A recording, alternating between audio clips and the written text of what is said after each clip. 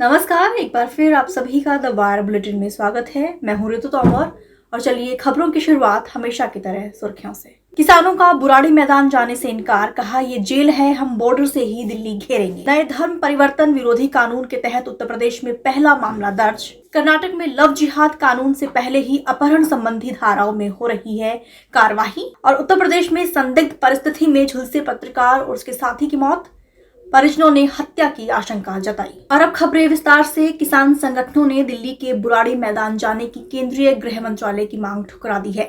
किसानों का कहना है कि ये जगह एक खुली जेल की तरह है और वो सीमा से ही दिल्ली का घेराव करेंगे। किसानों का साफ तौर पर कहना है कि सरकार को उनसे बिना किसी शर्त बात करनी चाहिए। दिल्ली चलो मार्च के तहत विवादित कृषि कानूनों के खिलाफ चल रहे किसान आंदोलनों के चौथे दिन 30 किसान संगठनों के साथ हुई बैठक में ये फैसला लिया गया। भारतीय किसान यूनियन क्रांतिकारी पंजाब के अध्यक्ष सुरजीत एस फूल का कहना है कि हमने फैसला किया है कि हम बुराड़ी पार्क नहीं जाएंगे, क्योंकि एक तरीके से खुली जेल की तरह है। बता दें कि वहीं पर केंद्रीय गृह मंत्री अमित शाह और केंद्रीय गृह सचिव द्वारा 3 दिसंबर से पहले किसानों से बातचीत करने के लिए लगाई गई शर्तों पर उन्होंने कहा कि बातचीत के लिए रखी गई शर्तें किसानों का दरअसल अपमान है। किसान नेता ने कहा कि बुराड़ी जैसे ओपन जेल में जाने की जगह हमने दिल्ली का घेराव करने का फैसला किया है। उन्होंने कहा कि हमारे पास 4 महीने का राशन है, इसलिए चिंता की कोई बात नहीं है। इसके साथ ही किसान संगठनों ने यह भी फैसला किया कि वो अपने मंच से किसी भी राजनीतिक पार्टी के किसी भी नेता को बोलने नहीं देंगे। आपको बता दें कि दरअसल किसान जो है वो केंद्र सरकार के 3 विवादित कृषि कानूनों का विरोध कर रहे हैं और किसानों को इस बात का भय है कि सरकार इन अध्यादेशों के जरिए न्यूनतम समर्थन मूल्य यानी एमएसपी दिलाने की जो स्थापित व्यवस्था है उसको समाप्त करना चाहती है। और अब बढ़ते हैं अगली खबर की तरफ। उत्तर प्रदेश पुलिस ने एक युवती के पिता की शिकायत के आधार पर बरेली जिले में नए धर्म परिवर्तन विरोधी कानून के तहत पहला मामला दर्ज किया है। ये मामला दरअसल बरेली जिले के देवर नियान पुलिस स्टेशन में दर्ज किया गया है। अतिरिक्त मुख्य सचिव अवनीश अवस्थी का कहना है कि बरेली में देवर नियान पुलिस स्टेशन के तहत शरीफ नगर गांव के निवासी टीकाराम ने यह मामला दर्ज कराया है, जिन्होंने उसी गांव के एक व्यक्ति उमेश अहमद पर बहला फुसलाकर अपनी बेटी का धर्म परिवर्तन करवाने की कोशिश करने का आरोप लगाया है।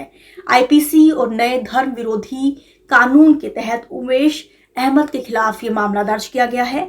आपको बता दें कि दरअसल शनिवार को ही उत्तर प्रदेश की राज्यपाल आनंदीबेन पटेल ने उत्तर प्रदेश विधि विरुद्ध धर्म संपरिवर्तन प्रतिषेध अध्यादेश 2007 को मंजूरी दी थी। इसमें शादी के लिए छल कपट, प्रलोभन देने या फिर बलपूर्वक धर्म परिवर्तन कराए जाने पर विभिन्न श्रेणियों के तहत अधिकतम 10 साल की कारावास और उसके साथ ही 50,000 रुपए के जुर्माने का भी साफ तौर पर प्रावधान किया गया है। ये भी बता दें कि ये अध्यादेश जो है वो दरअसल ऐसे समय में आया है जब उत्तर प्रदेश की कानपुर पुलिस ने लव जिहाद मामले में एक रिपोर्ट जारी की है, जिसमें इसे लेकर किसी तरह की साजिश या फिर विदेशी फंडिंग के सबूत नहीं मिले हैं। और अब रुक करते हैं अगली खबर की तरफ। उत्तर प्रदेश की योगी आदित्यनाथ सरकार द्वारा कथित लव जिहाद या फिर धर्म परिवर्तन के खिलाफ लाए गए कानून के बाद विभिन्न भाजपा शासित राज्यों की सरकारों ने भी ऐसा ही कानून लाने की बात कही है। हिंदुत्ववादी संगठनों द्वारा जिन अंतरधार्मिक विवाहों को लव जिहाद की संख्या दी जा रही है, उसके खिलाफ भाजपा शासित अन्य राज्यों की तरह कर्नाटक में भी एक नए विशेष कानून की जरूरत पर जोर दिया जा रहा है। मध्य प्रदेश और हरियाणा के बाद इस दिशा में कर्नाटक की भाजपा की अगुवाई वाली बीएस येदियुरप्पा सरकार ने भी अपना कदम बढ़ाया है।